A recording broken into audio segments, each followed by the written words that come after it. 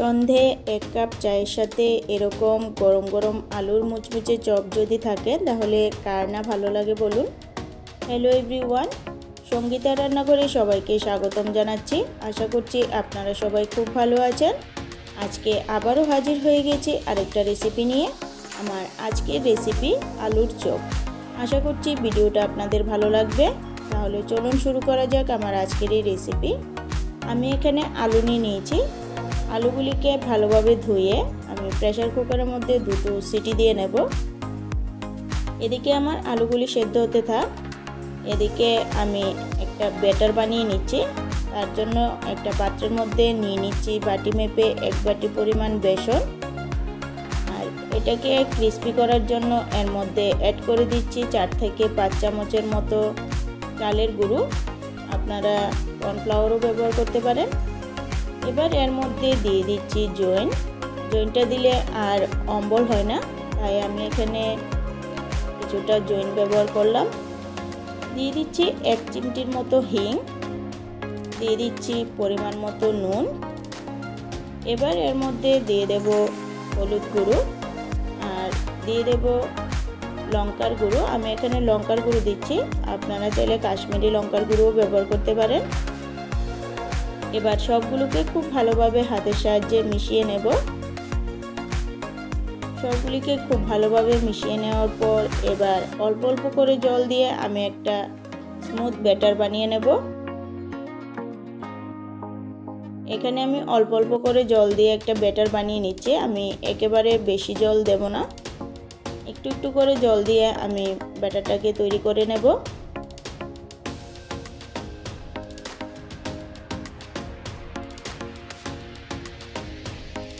এখানে আমি ব্যাটারটাকে এরকম অল্প অল্প করে জল দিয়ে বানিয়ে নিয়েছি।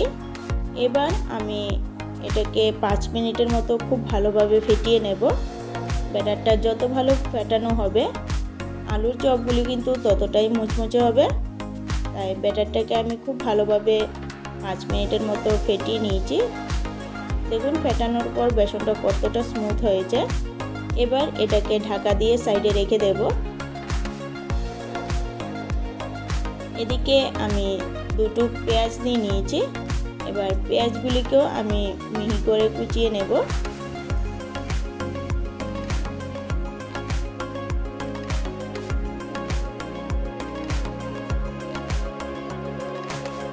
আমি সবগুলি পেঁয়াজকে এভাবে মিহি করে কুচিয়ে নিচ্ছি।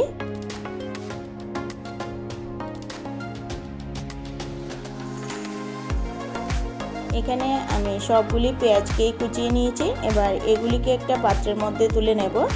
এদিকে আমি নিয়েছি 4 থেকে 5টা কাঁচা লঙ্কা। এবার কাঁচা লঙ্কাগুলিকেও আমি এরকম একদম মিহি করে কুচিয়ে নিচ্ছি।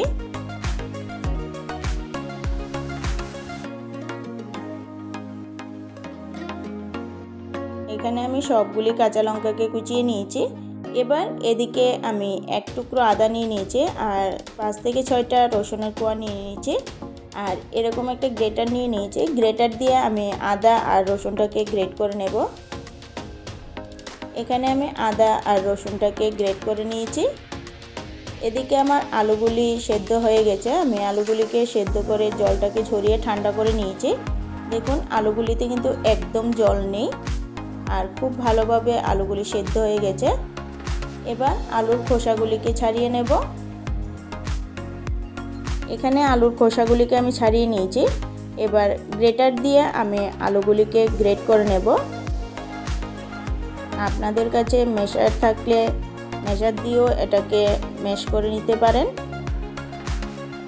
এখানে আমি সবগুলি আলুকে গ্রেট করে নিয়েছি। এবার আলুর পুরটাকে আমি বানিয়ে নেব। তার জন্য চুলাতে আমি একটা প্যান বসিয়ে দিয়েছি। প্যানটা গরম হয়ে যাওয়ার পর আমি এখানে দিয়ে দিচ্ছি 2 চামচের মতো সাদা তেল। তেলটা এখানে অল্প পরিমাণেই ব্যবহার করবেন। তেলটা গরম হয়ে যাওয়ার পর এখানে দিয়ে দিচ্ছি পেঁয়াজ কুচি। পেঁয়াজটাকে কিছুক্ষণ সময় নাড়াচাড়া করে নেওয়ার পর এবার এর মধ্যে দিয়ে দিচ্ছি গ্রেট করে রাখা আদা, দিয়ে দিচ্ছি গ্রেট করে নেওয়া রসুন কুচি আর দিয়ে দিচ্ছি কাঁচা লঙ্কা কুচি।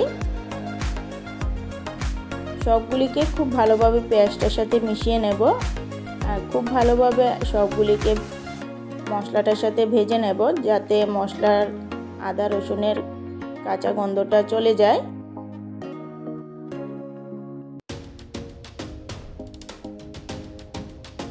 এখানে আমি পেঁয়াজ রসুন আর আদাটাকে খুব ভালোভাবে মিশিয়ে নিয়েছি, পেঁয়াজ রসুনের কাঁচা গন্ধটাও চলে গেছে। এবার এর মধ্যে কিছুটা মশলা আমি অ্যাড করে দিচ্ছি। দিয়ে দিচ্ছি পরিমাণ মতো নুন, দিয়ে দিচ্ছি হলুদ গুঁড়ো, দিয়ে দিচ্ছি কালারের জন্য কাশ্মীরি লঙ্কার গুঁড়ো। এবার সবগুলিকে আবারও ভালোভাবে পেঁয়াজটার সাথে মিশিয়ে নেব। আমি পেঁয়াজটার সাথে মশলাগুলিকে ভালোভাবে মিশিয়ে কিছুক্ষণ সময়ের জন্য ভেজে নিয়েছি। এবার এর মধ্যে দিয়ে দিচ্ছি গ্রেট করে নেওয়া আলুগুলি। এবার আলুগুলি দেওয়ার পর আবারও পেঁয়াজটার সাথে খুব ভালোভাবে আলুটাকে মিশিয়ে নেব।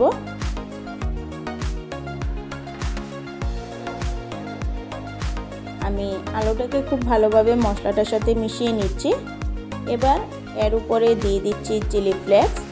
আপনাদের কাছে চিলি ফ্লেক্স না থাকলে শুকনো লঙ্কাও গুঁড়ো করে দিতে পারেন। দিয়ে দিচ্ছি সামান্য একটু বিট নুন আর দিয়ে দিচ্ছি ভাজা মশলা। আমি ভাজা মশলাটা আগে থেকেই ভেজে গুঁড়ো করে রেখেছি। আমি ভাজা মশলাটা 4টে শুকনো লঙ্কা, গোটা জিরে, গোটা ধনে দিয়ে কিছুক্ষণ সময় ভেজে নেওয়ার পর মিক্সিতে গুঁড়ো করে নিয়েছি। এবার সবগুলিকে আলুর সাথে খুব ভালোভাবে আবারও মিশিয়ে নেব। মশলাটাকে খুব ভালোভাবে আলুর সাথে মিশিয়ে নিয়েছি। এবার উপর থেকে কিছুটা ধনেপাতা কুচি দিয়ে দিচ্ছি। ধনেপাতা কুচিটা দিয়ে আবারও আলুটার সাথে ভালোভাবে মিশিয়ে নেব। আমার আলুর পুরটা কিন্তু একদম রেডি। এবার এটাকে আমি একটা প্লেটে নামিয়ে ঠান্ডা করে নেব। এদিকে আমি চুলাতে একটা কড়াই বসিয়ে দিয়েছি। কড়াইটা গরম হয়ে যাওয়ার পর এর মধ্যে পরিমাণ মতো তেল দিয়ে দিচ্ছি আলুর চপগুলিকে ভাজার জন্য।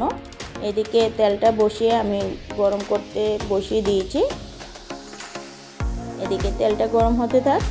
এদিকে আমার আলুর পুরগুলিও পুরোপুরিভাবে ঠান্ডা হয়ে গেছে। এবার যে পাত্রে আমি আলুর চপগুলি রাখবো সেই পাত্রের মধ্যে আমি কিছুটা বেসন ছড়িয়ে দিলাম, তাহলে রাখার পর আর এগুলি নিচে লেগে যাবে না। এবার অল্প অল্প করে আলুর পুর হাতে নিয়ে নিচ্ছি, নিয়ে এভাবে করে গোল করে হালকা করে একটু প্রেস করে দিচ্ছি। এভাবে একটা তৈরি করে নিয়েছি। এভাবে করে বাকিগুলিকেও বানিয়ে নেব।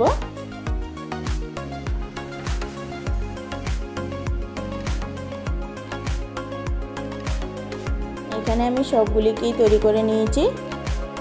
এদিকে আমার ব্যাটারটাও 10 মিনিটের মতো রেস্টে রাখা হয়ে গেছে। এবার ব্যাটারটাকে আবারও একটু ফেটিয়ে নিচ্ছি।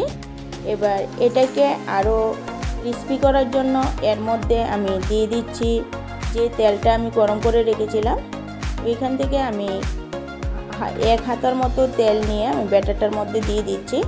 এভাবে গরম তেল ব্যাটারের মধ্যে দিয়ে যদি চপগুলি বানানো হয় তাহলে চপগুলি কিন্তু অনেকটাই মুচমুচে হয়। এভাবে একবার ব্যাটারের মধ্যে গরম তেল দিয়ে ভেজে দেখবেন কতটা মুচমুচে হয়। এখন এর মধ্যে আমি একটা আলুর চপ দিয়ে দিচ্ছি, দিয়ে ব্যাটারটাকে খুব ভালোভাবে কোট করে নিচ্ছি। এবার তেলটা গরম হয়ে যাওয়ার পর একে একে আমি সবগুলি এর মধ্যে দিয়ে দেব।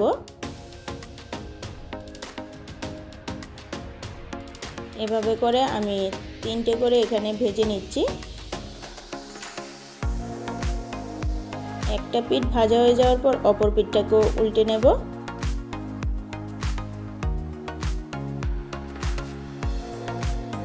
এভাবে লাল লাল করে আমি চপগুলিকে ভেজে নেব।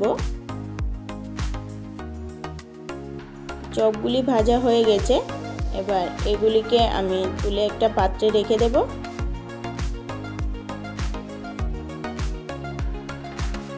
এইভাবে করে আমি বাকিগুলিকেও ভেজে নেব। এখানে আমি সবগুলি আলুর চপ ভেজে নিয়েছি। এবার এগুলিকেও আমি একটা পাত্রের মধ্যে তুলে নিয়েছি। আশা করছি আজকের এই ভিডিওটা আপনাদের ভালো লেগেছে। যদি ভালো লেগে থাকে একটা লাইক করে দেবেন। চ্যানেলটাকে সাবস্ক্রাইব করে আমার পাশে থাকবেন। আমার চ্যানেলে নতুন বন্ধু হয়ে থাকলে চ্যানেলটাকে সাবস্ক্রাইব করে পাশে থাকা বেল আইকনটা ক্লিক করে দেবেন, তাহলে আমার ভিডিওর নোটিফিকেশন সবার আগে আপনাদের কাছে পৌঁছে যাবে। আজকের জন্য এতটুকুই, আবারও ফিরে আসছি নতুন একটা ভিডিও নিয়ে। সবাই সুস্থ থাকবেন, ভালো থাকবেন।